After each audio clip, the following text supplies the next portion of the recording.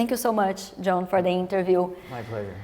I want to start asking about President Lula from Brazil just visited the White House, and he suggested to President Biden the creation of a group of countries, neutral countries in the conflict to mediate peace.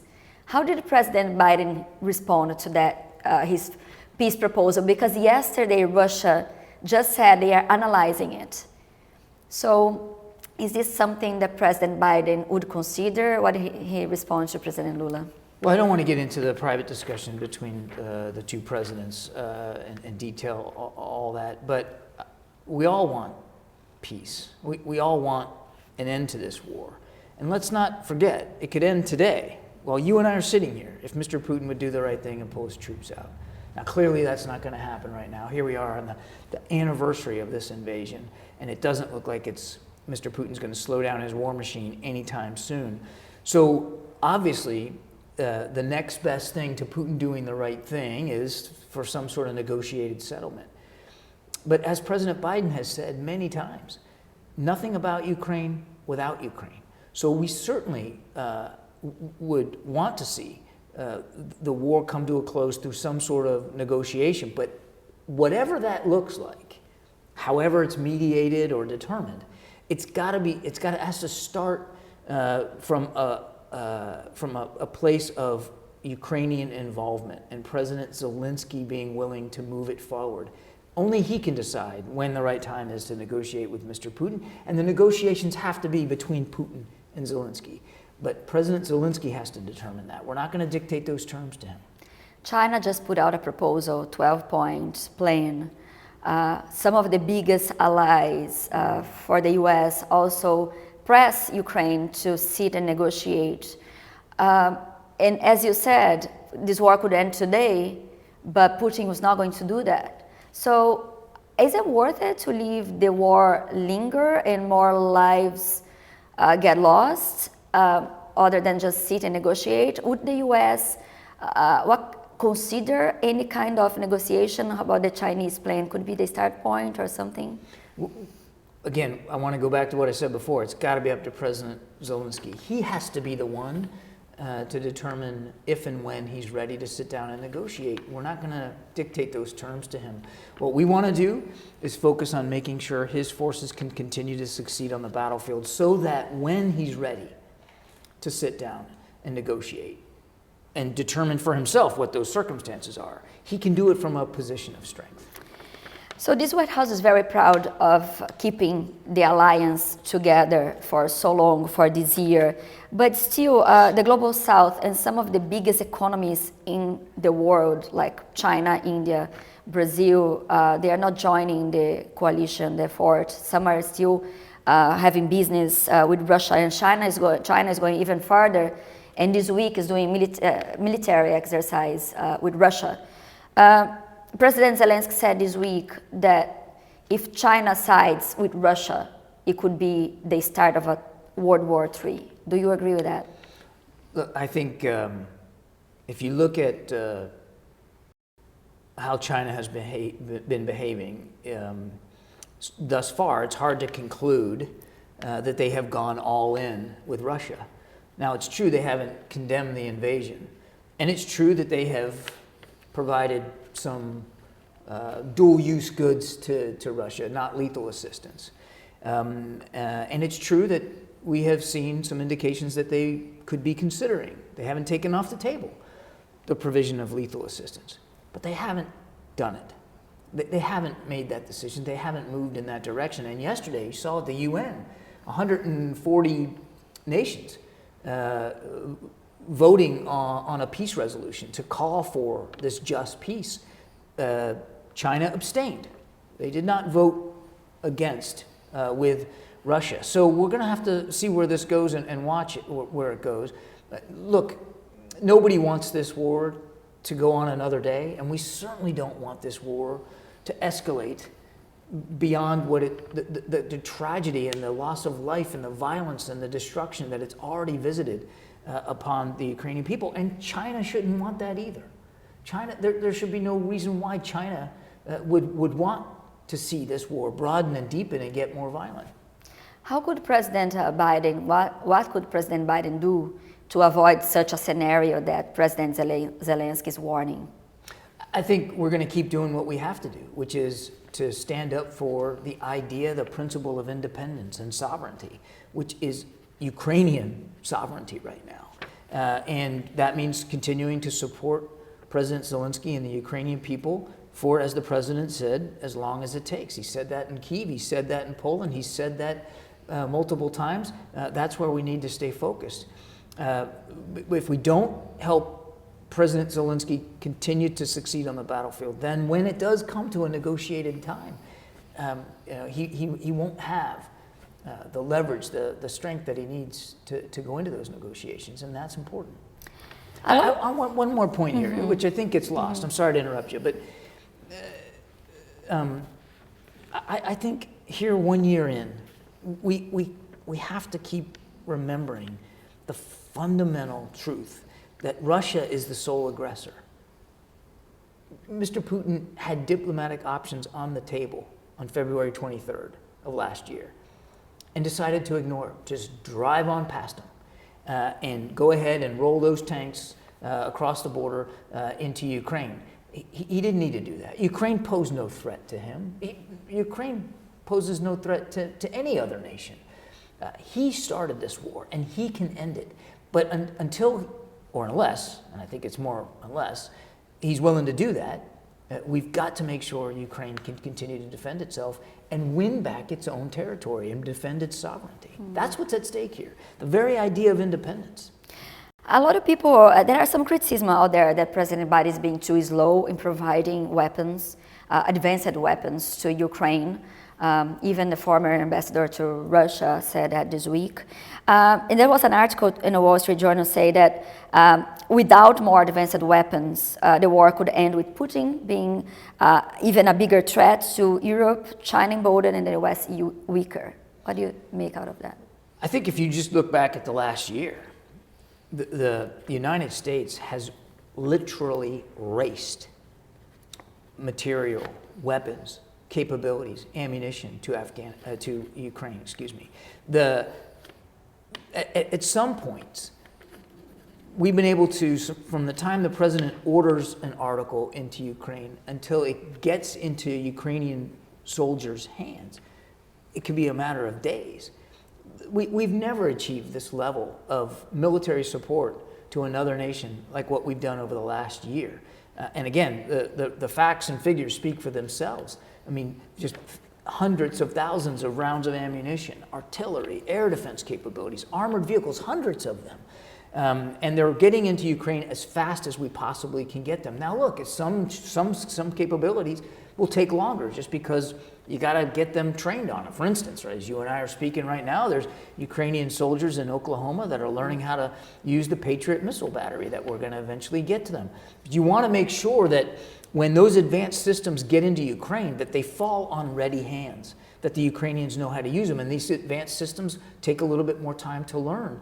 We want to make sure that they're ready to use them. And just as importantly, that they're ready to maintain them, that there's a supply chain, parts and supplies that are a ready way to keep them in the field and operating. So I'm afraid I'm just going to push back a little bit on this idea that we're not moving fast enough. We are truly moving at unprecedented speeds. It does depend on the system and the capabilities, but the president is laser focused on making sure that we are getting Ukraine what it needs as fast as we possibly can.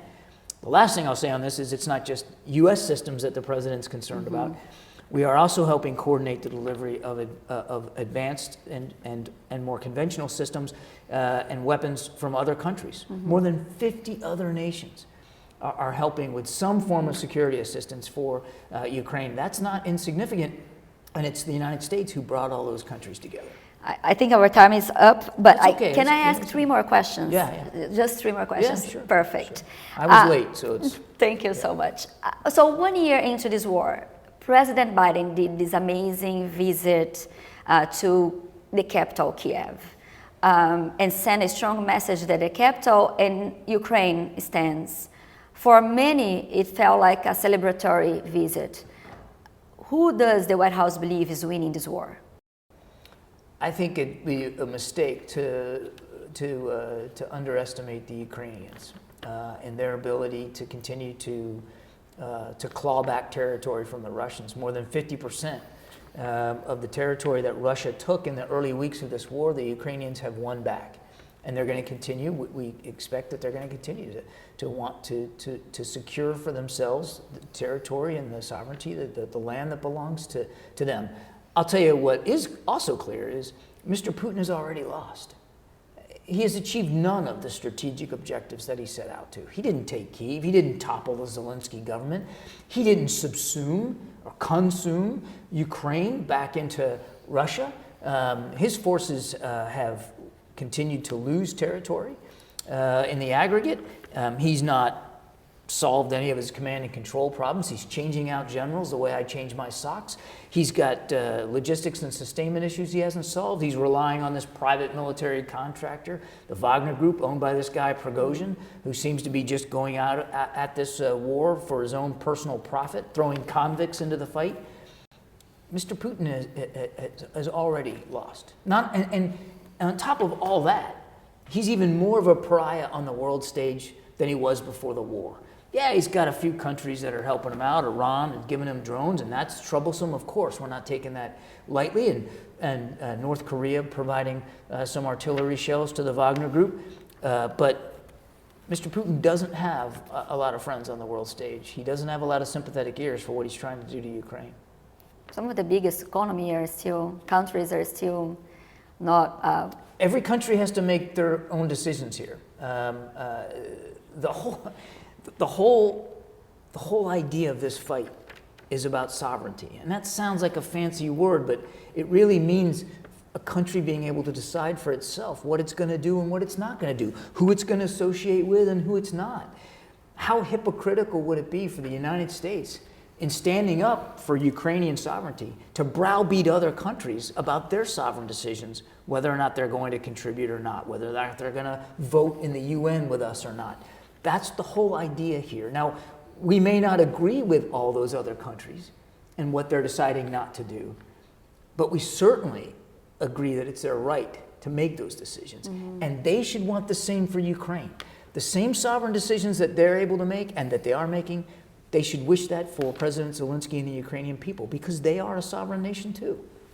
You were just talking about how much the Ukrainians are achieving there, but based on what is being assessed, how long do you think the Ukrainians can stand and fight? I interviewed President Zelensky a few months ago, and he told me that it would be very hard to fight this large-scale war until next year's election in March 2024. I certainly don't think I could characterize it better than President Zelensky. He's the commander-in-chief of his forces.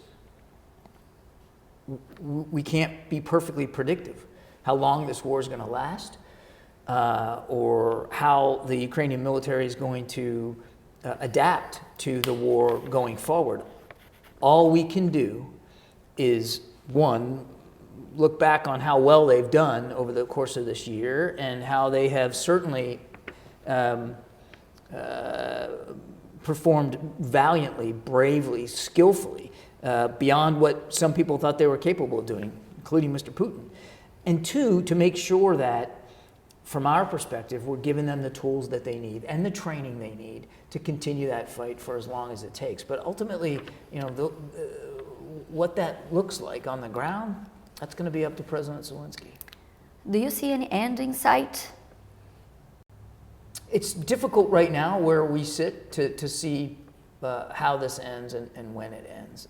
Again, we all want it to be over. And I hope that a year from now, you and I are not sitting here having another interview about another year of war in Ukraine. But it's just difficult to say what the end's going to look like and when it's going to happen. I want to come back to what I said before, because it's not just a talking point. Mr. Putin could end this war today. He chose to start it a year ago. He could choose to end it today by just pulling his troops out of Ukraine, where they don't belong. It's a sovereign nation. It's not Russian territory. They should just leave. They don't belong there. And until he's ready to do that, or unless he's ready to do that, the Ukrainians can be expected to continue to fight for their country. And they can also continue, as the president said, to expect that the United States will support them in that effort. And for the White House, what does victory look like? Victory is obviously how that's defined is up to President Zelensky. What we want to see is a whole, sovereign, peaceful, prosperous Ukraine. That's what we want to see. That's what most of the rest of the world wants to see. But when we get there and what that process looks like, particularly at the negotiating table, that's really up for President Zelensky. He gets to determine what victory looks like and when he gets there. Again, our job is to make sure that he has all the support that he needs. One time, President Biden said that Putin has to go. Victory includes that. Putin. This is not about regime change. The Russian people, who the president addressed in his speech Tuesday night, that this is not about the Russian people. They get to decide. They should get to decide their future. That's not up to the United States, and that's not what we're after here. What we're trying to do is help the Ukrainian people preserve their system of government, their democracy, their freedom, and I'll come back to it, the word independence. That's an ideal that every American understands. No matter what party you vote for or where you grew up, all Americans understand the idea of independence. That's what's at stake right now in Ukraine. What we're trying to do is make sure the Ukrainian people have the tools and the capabilities, the support that they need to defend their independence. And also, that's going to be my last question, I promise. But when we talk about victory, you also think about the aftermath, right? Because more than 8,000 people die, Ukrainians, civilians, and around 10 million, 8,000 died, and more than 10 millions are now refugees, and many, there are studies saying we're not going to come back home, and the country is being still, bombed and all. So how do you rebuild like that? Is the United States going to be helping with that effort as well? Absolutely. The United States will stay with the people of Ukraine when this war is over to help them get back up on their feet, to help them rebuild, and to hold Mr. Putin accountable for the damage, the destruction, the death, the atrocities that his personnel have caused inside Ukraine. But yes, the United States will stay at that task. It's going to take a long time. It's going to be it's going to have to be a long-term effort. But the United States will certainly be right there to support them. And it's not just going to be the United States. You'll see many other countries being willing to help Ukraine rebuild, reconstruct, and get back on their feet again. But that's a fight for another day. Mm-hmm. The fight today is literally in places like Bakhmut and Soledar and Zaporizhia and the Kherson Oblast, where Russian forces are still illegally inside Ukrainian territory. That's the fight today, and that's the fight we have to stay focused on. President Putin, just now I promise it's going to be the last one, but President Putin is not giving any indication that he's going to stop, and on the other hand, he's giving indication of maybe a new offensive. Today, in the anniversary of the war, are you guys tracking anything? I saw the Ukrainian officials were afraid that could be a large bombardment somewhere. Do you see that? Do you track that? And do you believe that President Putin, when he feels he's losing it, he could go farther and use maybe nuclear tactical weapons? We have every expectation that the Russians are going to be using these winter months to rearm, re-equip, reform, and to conduct renewed offensives inside Ukraine. We don't believe we've seen that push just yet. I mean, there is, I don't want to minimize the fact that there is active fighting, particularly in the Donbass. But it's not clear that these major offensives are in the offing right now. And as for the nuclear question, as we've said many times before, that kind of rhetoric coming from a modern nuclear power is just irresponsible. We have to take it seriously, though. We must. And so we're monitoring as best we can Russian nuclear capabilities and their posture. And all I can tell you is that we have seen no indication that Mr. Putin is preparing to or intends to use nuclear weapons inside Ukraine or anywhere else, and that we are comfortable with the strategic deterrent posture that we have in place right now. Even after leaving the START, even after leaving, suspending the START. Well, look, I mean, they weren't in compliance with much of New START to begin with. They had claimed they were going to suspend the treaty, so his announcement wasn't